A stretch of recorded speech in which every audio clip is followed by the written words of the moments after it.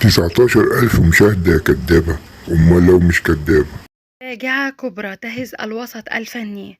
فقدت مصر أهم راقصة فيها وداعا الراقصة فيفي عبده. رحيل أسطورة الرقص الشرقي في الوطن العربي النجمة الكبيرة فيفي عبده.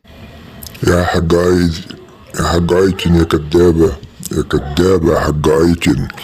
انت بتكدبي على الناس عشان تعملي مشاهدات. انا مش عارف ليه كده، مش عارف ابدا ليه كده.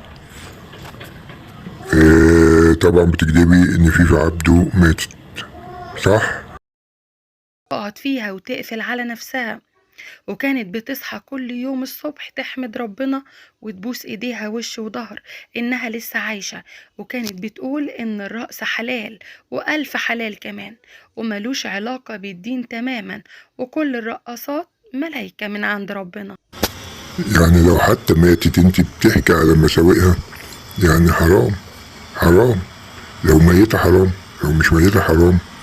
يا بنتي في حساب، في حساب وفي ملك يمين وملك شمال، وهتتحاسبي. كل ده في ميزان حسناتك؟ لا، ده في ميزان سيئاتك.